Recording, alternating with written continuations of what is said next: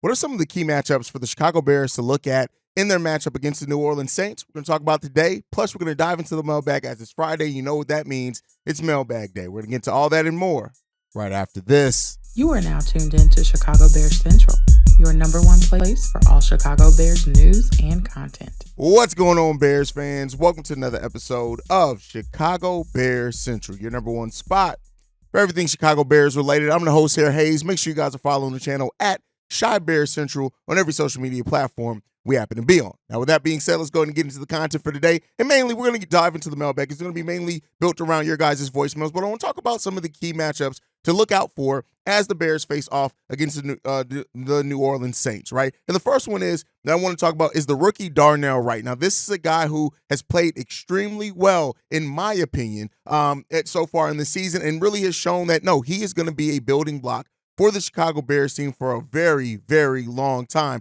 But when you look at it, he's going to be facing up against Cameron Jordan, and that's not something that's going to be any easier for it when it comes down to it. So at the end of the day, Jordan really does like to line up against the right tackle, and so that's going to be something that you're going to have to look at, right? And he's a veteran pass rusher who's savvy, who's going to be able to do stuff. And when it comes down to it, I do think that Darnell Wright is going to have his maybe issues early on, right? And he typically plays pretty good about power defensive ends, but with it being said, we'll see. Now, Darnell Wright has gone through a hell of a gauntlet here. When you look at who he's faced the last couple of weeks, right?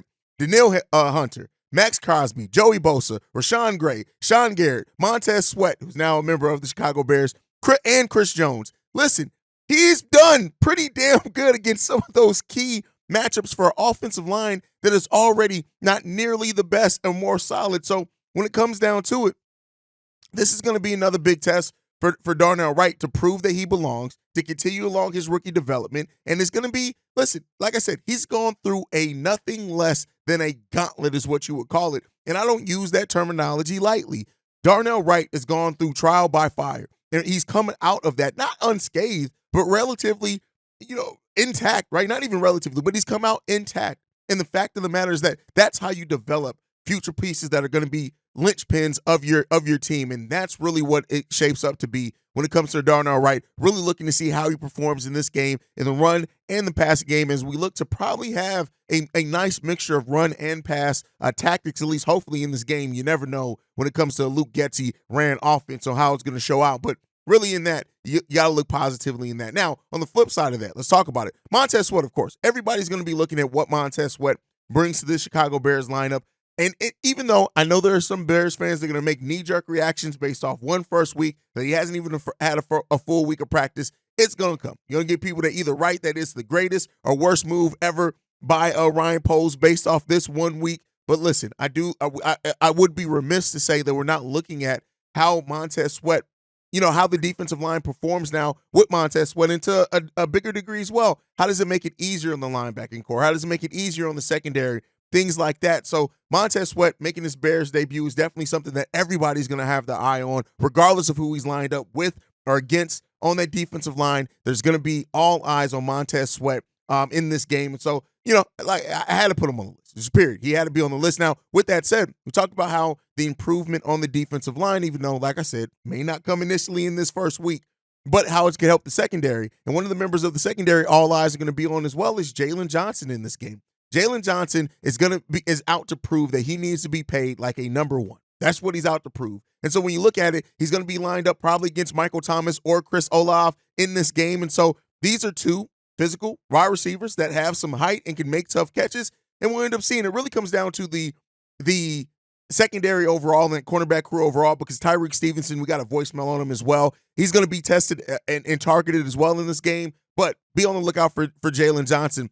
So we'll see. The last 3 weeks, Tyreek Stevenson, for example, has been targeted 34 times, whereas Jalen Johnson's only been targeted 14 times. So with that said, you expect most of those targets to go towards Stevenson, but Jalen Johnson also is out to prove something in this game. And so really look how he performs as well, especially with all the narratives around him and things like that is going to be a big part of it. So Montez Sweat, Darnell Wright, the secondary, Jalen Johnson specifically, and then we're going to round this off by talking about DJ Moore. And the passing game overall is going to be fair. Now, we have a short week. We play Sunday, and then we turn around and we play on Thursday as well, so be on the lookout for that. But DJ Moore hasn't had a huge game in a couple of weeks, be on the lookout for that. Now, Lattimore, who is on the Saints, he's one of the best cornerbacks in the NFL. So, it may be another one of those times where maybe we go to DJ Moore in one-on-one situations. Maybe we use him to kind of get the other wide receivers, wideouts involved in the game, maybe even some Cole Kmet.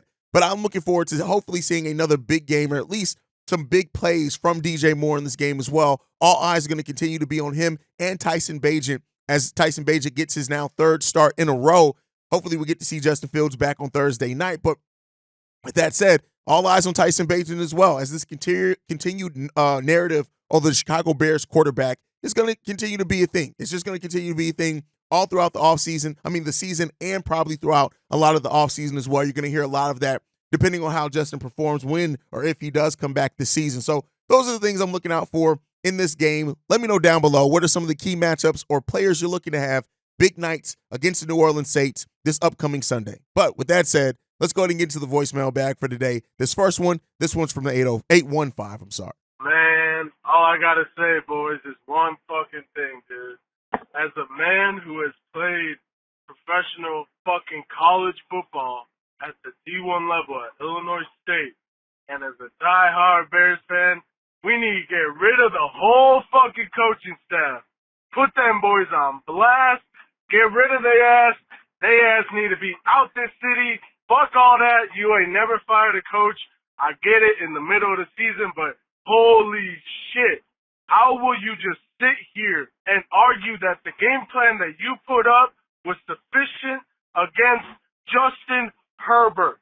Jay Herbo. Bro, man, we must be delusional, bro. Like, what are we doing? The McCaskies need to fucking be sat down by polls and told, hey, I'm going to run the fucking organization the way I need to run it this upcoming end of the season, bro. Otherwise, we are not going to do shit. The Bears will always be a poverty franchise if we fucking enable them to be so, man. And bear down, boys, gang. Get rid of the coaching staff. Listen, listen, me and Bobby have talked about it on a daily this episode. Me, C-Dub, and Bobby always talk about it. Me, Kev, Sivo, Bobby, and we all talk about it. This coaching staff has to go. I don't have any faith in it. I know Ryan Poles came out and said what he's supposed to say as far as Matt Eberflus being the right coach for the Chicago Bears job. But I think when it all comes down for it, we all see the writing on the wall. It's time for Matt Eberflus to go.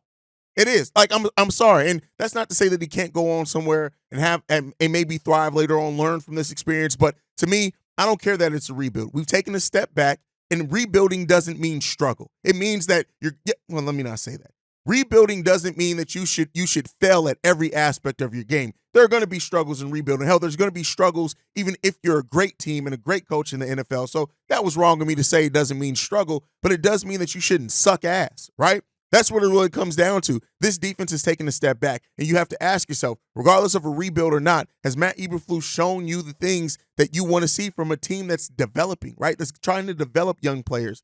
That's the biggest question there. So, I have my feelings on it. You guys are free and open to have your thoughts and feelings and differ from it. Please sound off down below. But to me, yeah, the coaching staff, it just ain't it, right? And I hate to boil it down to that, but this coaching staff just ain't it. And, Luke Getsy, and maybe you can say, well, maybe if you bring in a different offensive coordinator, different defensive coordinator, maybe more veterans than that. You have your young, now second-year head coach who's only in his second year ever head coaching in the NFL level. But I think of it like this. It's been so many fireable offenses so far just this season to me that I'm kind of over it, right? And I want to see different minds and different people come in. And to me, regardless of whatever ever it happens to, I would say this. Ryan Poles has to get the next head coach right, regardless of when it is, if it's now, if it's next season or not. Whenever the next head coach comes for the Chicago Bears, he has to absolutely make the right decision on that one. That's my opinion, but let me know what you guys think down below.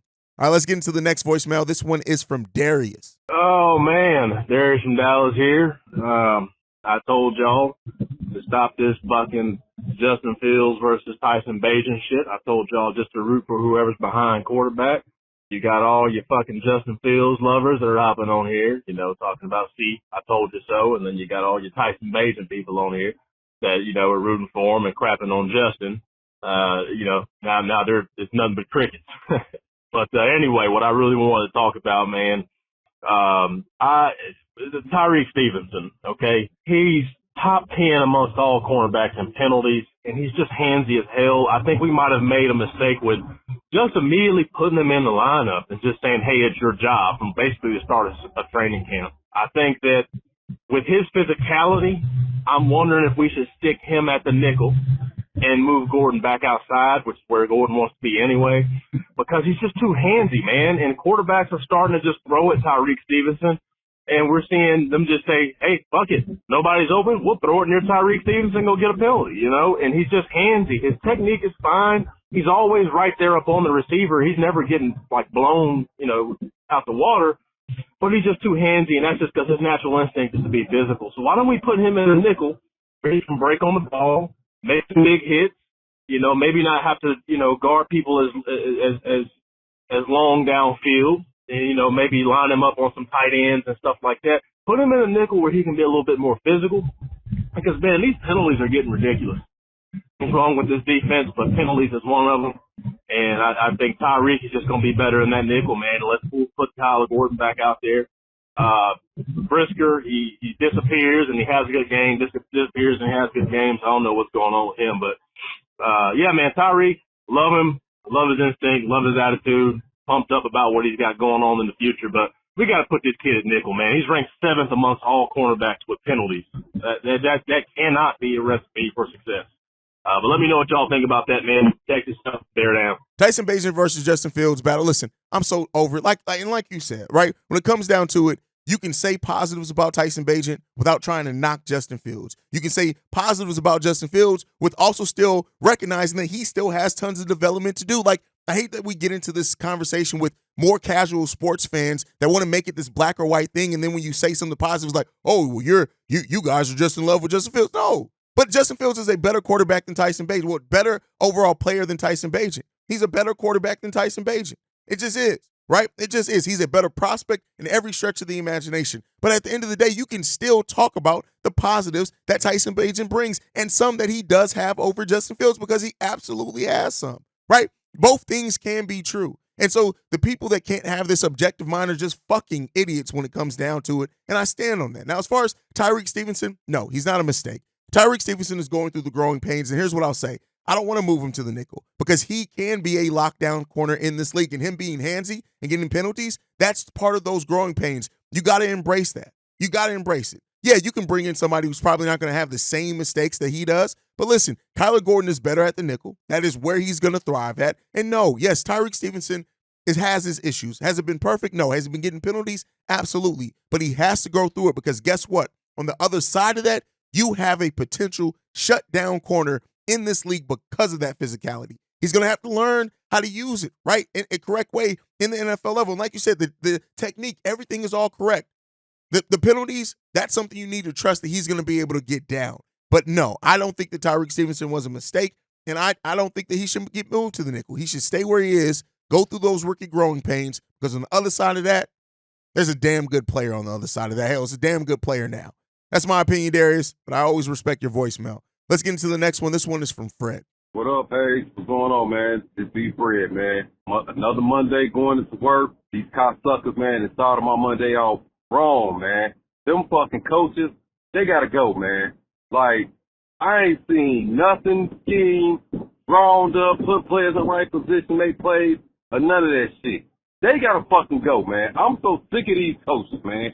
Like, for real. And then Ryan Poles, you at the game, you and Kevin Warren, y'all seeing this shit for y'allself. And you mean to tell me y'all won't pull the trigger to fire these motherfuckers? Like, what the fuck, man? Like, why are y'all even here? So now I'm starting to question and think, like, is Ryan Poles really the right guy for the GM position or what? Because a real GM would have saw that game last night and probably would have fired that coach today. Like, this shit is ridiculous, man. It makes it hard for me to be a Bears fan, man. Like, I don't even fucking wear my Bears gear no more. I ain't worn my Bears gear since week 1 when they lost to fucking Green Bay. And that motherfucking Baylor Jones, I've been said it. Dude is fucking hot garbage. Ryan Poles, you wasted a pick on him. You was better off drafting another receiver who can produce better than this motherfucker, man. And everybody kept talking that shit about, oh, Tyson Bagent, he's the next coming. When Mark Sanchez said that goofy ass shit, when they played, who's that they fucking played? The Raiders. So say, oh, we're looking at a legend in the making. Like, yo, goofy ass man. Like, all this shit about Tyson Bagent, everybody tried to shit on field. Like, come on, man. Cody Whitehair, him and Lucas Patrick got their ass whooped. I've seen, Joey Bosa, like you said, the trash Joey Bosa brother. Well, his other brother kind of trash to me too, but that motherfucker was throwing Cody Whitehair like he wasn't shit. Lucas Patrick, I kept seeing him get his ass blown up in that fucking backfield. And you mean to tell me they wouldn't even start Jatari Carter at that guard and put Feeney at the center, where at least we can have a solid line? And then the other motherfucker that was on that line too, Larry Form. I call him Fat Fucker because he always doing stupid shit. Because he like a fat fuck, they always do stupid fat fuck shit. So his name for me is Fat Fuck. I can't wait till they get his ass off the thing too, man. Because we need a solid left tackle. And then Braxton Jones was clear to play. Why the fuck he ain't play? And then I seen Eddie Jackson bum ass on the sideline. He was suited up. Why the fuck he ain't play? That could at least help someone in the secondary, man. And like you said, man, this team, man, these guys don't tackle for shit. Jermaine Edmonds, we should trade his ass off season because he hasn't shown shit. But let me know what you think, Hayes, man. I'm down right now. I can't even say bad ass. I'm down right now, man. Just fucking down and disappointed, man. Because this team is fucking trash. Hot fuck. Coaching staff has to go. That's going to be a common theme with a lot of Chicago Bears fans, and I agree with you, right? I've seen enough, personally. But again, I'm not the one that makes the decisions. That decision's left up to Kevin Warren and Ryan Poles. And if they come down to it and they think, hey, well, what we're going to change in the defensive coordinator, what we're going to do here, if we do change offensive coordinator, we still like what Matt Eberflus does. And to his credit, Matt Eberflus is not shied away from making everything a competition. He's not shied away from putting young first and second year guys in positions to where they're absolutely needed, and that can help their development in the long run, right? Everything hasn't been bad under Matt Eberflus. The one thing that has been extremely bad, though, is the lack of wins. So that is something you do have to look into. But to me, like I said before, Ryan Poles has to get this next coaching decision right. He just has to, in my opinion. Whatever it is, you have to get it right. So that's what I think. And it ultimately comes down to, listen, everything ain't perfect. We sure as hell ain't. So listen, let's hope that we get the next decision and make the right one in the next decision. Let's go ahead and get to this next voicemail. This one's from TJ. Yeah, my name's TJ Campana. My dad played for the Chicago Bears, probably 48 to 54, right around that era. He was I think a real high first or second round draft out of Youngstown State College in Ohio. His name was Al Campana. He was a running back. He was set records at Youngstown State that still hold from way back then. And George Hallis picked him himself. And he's passed away since then. But my question is, how can every other team in this NFL pick a good coach, a young coach, and just go out and blast it and ball and win all the time and get into the playoffs or win their division, and we can't do this? I don't understand that. Why can't we pick a good coach? We pick these people that haven't had any experience. I don't understand that. And what kind of tackling are we doing? I mean, I know high school kids that can tackle better than these guys are tackling. I mean, arm tackling a big running back or a big wide receiver, it's ridiculous. Those are my questions, and I'll be a Bears fan till the day I die because of my dad, no matter what. But my dad used to always tell me, TJ, don't worry. When you mess with a wounded grizzly, you're going to lose. Well, I wish that would come to pass because we sure are wounded, and I hope we get a little meaner. You guys are awesome. I listen to you guys all the time. God bless you guys. And don't lose the faith. Sooner or later, we're going to get this right. Another voicemail on coach. Every team does not have a good young head coach. And not every team that hits on a young head coach initially ends up being the right answer for them right away. If you want a young coach that's going to build and develop a program here, that's going to build a culture that's going to be here for let's say 6, 8, 10 years, you have to take chances. Now, the Bears took a chance on Matt Eberflus, and considering the Hitch principle, considering the way he empowers young players, I understand why they took it. It just didn't work out, but you have to make the right decision on the next one, right? So no, not every young team in the NFL has coaches that can win. You have to take chances, right? You have to take some risk and some chances. This one didn't work, but like I've said in 3 voicemails now, Ryan Poles has to get the next coaching decision right whenever he moves on from this coach. You have to get it right because we need a coach here that can build a culture that we can bet, sit on, and not have to wait for some years and just really is going to take time to develop this winning program here in Chicago, and we can become that perennial playoff team that's pushing for more. That's eventually what we want. Doesn't seem like it's going to be Matt Eberflus, but again, you have to take some chances sometimes to make sure you find that guy. And so even the next guy, if we go for an unproven, right, a guy that we think could be the next great head coach and not try to go after a name, sometimes you got to take chances on that. And that risk doesn't always pay off. And it's unfortunate that we are the opposite end of it not paying off. Sucks that. But hopefully we can eventually get on the other side of that. But so thank you for sharing the story about your father as well. And I agree. Like, we got to go through the growing pains, right? We got to go through the struggles because it's going to make, once we do reach the place of where we want to go of being a winning franchise, it's going to make it feel so much better because we went through the down times and dark times with this team as well. But all right, let's get into the last voicemail for today. This one's from Nick. Hey, it's Bobby C-Dub. Hey, it's Nick here. So, hey, guys, I wanted to talk about a little side story here, but the state of Chicago sports media is at an all-time low right now. So I'm not going to blame, 670 The Score or anybody else for the Bears struggling or not doing well. But when you want to talk about the atmosphere around a team, they are a fucking problem. Because I think this is highlighted by this week here when Bernstein on 670 The Score had this theory that on Sunday Night Football that the Bears front office, talked to NBC production team and they told Chris Collinsworth and then Adam Schefter separately to push Tyson Bagent and hype him up. And this is a way to get at Justin Fields. And to me, and he said it was a whispering backstabbing campaign. And to me, it's just like, take a step back and ask yourself, what is the incentive to do something like that? It's the dumbest fucking theory I've ever heard. And he had this whole rant, and 670 so proud of it. They keep playing it during commercial break promos and all that shit. And it's the dumbest fucking thing I've ever heard. There's no incentive for the Bears front office to do that. And I'm no defender of the Bears front office and brass, right? But it's like if they want to keep Justin, you don't want to hurt his confidence and cause weird-ass tension. And if you want to trade Justin, you don't want to hurt his trade value. So there's no incentive to do this. I think this is just the AM radio media in their death throes trying to stay relevant and fish for clicks. And that fucking pussy Bernstein, this is the same guy who years and years ago accused Ron Santo of choosing to have his legs amputated so he'd get sympathy votes for the Hall of Fame. I mean, the guy, he's a fucking pussy, a fucking prick, whatever other name you want to call him. He's a cunt, whatever. Anyway, it's just, it really irks me. Again, I'm not blaming them for the Bears being an unsuccessful organization, but they're not helping anything. And if they, keep pushing shit like this, whatever quarterback comes in, if the Bears move on from Justin, it's going to make it seem like an even bigger shit show than it is. So they're not fucking blameless here. So that's why I like you guys and the YouTuber media, because you guys aren't pushing this shit. It's like we can speculate, but when you have that kind of platform where you're an established voice in Chicago, you can't be doing that shit. And they're pushing it with zero evidence and no motive. So anyway, that's my rant. Bernstein, he's a fucking pussy, piece of shit, and that's it. I'll see ya.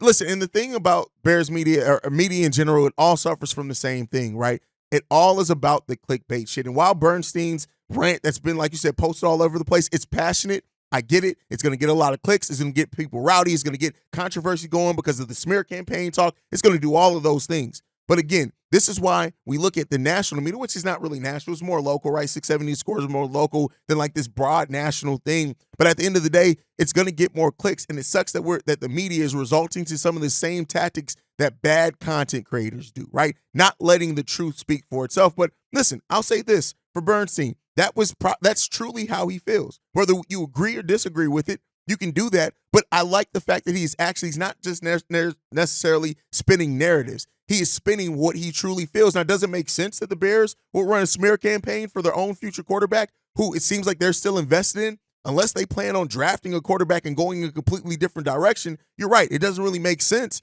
So, that aspect of it, he can definitely be wrong, but I do like that he's giving his opinion, right? He's not giving the company line, not like he's giving his opinion. But again, it could be the opinion to try to generate clicks rather than it could be because he knew. You could tell. He knew when he got to going in that rant, I got me one. This is about to be everywhere. Bears fans are about to be, you could tell that he did that. He does that a lot, right? But at the end of the day, like you said, with YouTube or media or whatever it is, I always trust the people that do this because they love it, right? And that's not even just us. Like you guys know, Swifty is, to me, Bears media on YouTube, the golden standard, right? Swift Sports Network, I respect Swift and what he's done so much that nobody can tell me anything bad about Swift. Nobody could, right? But I respect it because I know he puts and invests his time in this team that doesn't necessarily give a lot back because he loves it, right? And that's what I am drawn to, is the love for the team. That's what got me into doing this, is the genuine love for the Chicago Bears franchise. And hopefully it speaks to a lot of people as well. Thank you so much, Nick. You're basically a member of the team, man. We appreciate you so much around here. But that's our time. Make sure you guys are following the channel at Shy Bears Central. You can send us any feedback, questions, comments, concerns, ChicagoBearsCentral@gmail.com. Lastly, if you want to leave a text message and our voicemail, the number to do so, 773-242-9336. We are the number one spot for everything Chicago Bears related, thanks to you guys. And like I like to end every episode on, Chi-Town up, Bear down. Love you guys. Peace, y'all. And this hoodie's fire. This hoodie's fire. Peace, y'all. This has been a presentation of the Break Media.